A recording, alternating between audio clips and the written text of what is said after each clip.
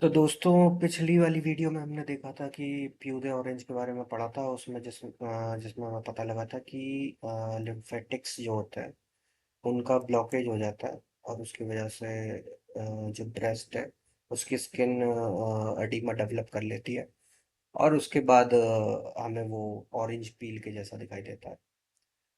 इसके बाद अब हम नए टॉपिक की बात करते हैं, डेट इज निपल डिस्चार्ज। तो ये टॉपिक जो है बहुत छोटा है, बहुत ज़्यादा इम्पोर्टेंट नहीं है एफएमजी के लिए, लेकिन पढ़ने में क्या जाता है, क्या पता ही जाए। तो निपल डिस्चार्जेस जो हैं वो तीन तरीके के हैं: ब्लडी, सीरस और ग्रीनिश। ब्लडी जो है उसमें हमें तीन तरीके की वजहों से दिखाई देता है। फर्स्ट है कार्सिनोमा, दूसरा है डक्ट एक्टेजिया, और जो सबसे ज़्यादा मोस्ट कॉमन है that is duct papilloma. Papilloma असल में क्या है? पेपिलोमा एक बिनाइन लीजन है, एक बिनाइन ट्यूमर है, जो कि अपनी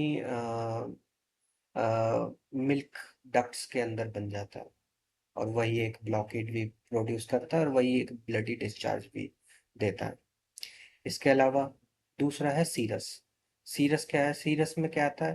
कार्सिनोमा अगेन, जो कि हम ब्लडी में भी देख रहे थे, वही कार्सिनोमा, डक्ट एक्टेजिया, और इस पे जो अलग है डेट इज फाइब्रोसिस्टिक डिजीज, और ये ही इसमें मोस्ट कॉमन है।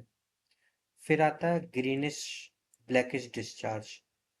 इसमें क्या है कि डक्ट एक्टेजिया की वजह से होता है। तो डक्ट एक्टेजिया जो है ना, ये तीनों में ही दिखता है हमें।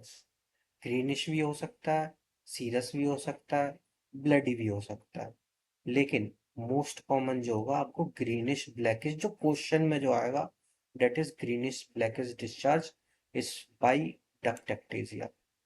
और अगर सीरस आएगा तो फाइब्रोसिस्टिक डिजीज, है ना। और अगर ब्लडी आएगा तो डक्ट पेपिलोमा लगाना है अपने को। तो बस ज्यादा से ज्यादा इसमें यही क्वेश्चन बन सकता है। फिर इसके बाद आ जाता है इन्वेस्टिगेशन ऑफ डक्ट।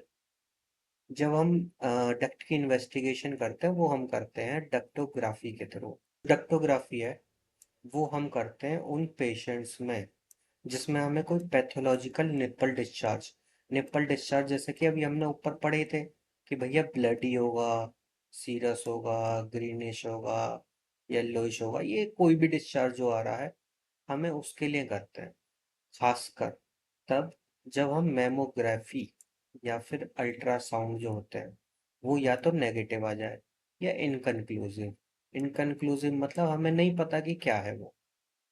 इसके अलावा हम एमआरआई, अगर वो अनअवेलेबल हो, मतलब उसे आपके हॉस्पिटल में ना हो, आपके एरिया में ना हो, तब, या फिर कॉन्ट्राइंडिकेटेड हो एमआरआई उस पेशेंट के अंदर, या फिर एमआरआई कर तो लिया लेकिन अनक्लियर है, हमें नहीं पता लग रहा है, या इनकन्क्लूसिव है। इसमें आपको इसमें जो फाइंडिंग्स आती हैं that is filling defect, duct obstruction, wall irregularity, duct dilation और एक्सट्रावेशन। इसमें जो मेन है, एक तो है duct defect, filling defect, ductal obstruction and ductal dilation. Ductal dilation के बारे में हमने पहले भी पढ़ा था फर्स्ट वीडियो में, जिसमें हमने देखा था कि डक्ट एक्टेजिया जो है वो कॉज करता है डक्ट डायलेशन। इसके अलावा डक्ट ऑब्स्ट्रक्शन जो है वो, उसके अंदर पैथोलॉजी होती है डक्ट कार्सिनोमा।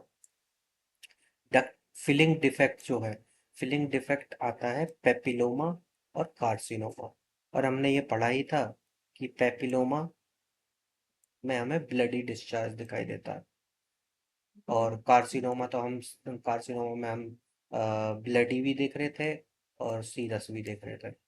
और डक्टल कार्सिनोमा वही सेम, ब्लडी और सीरस।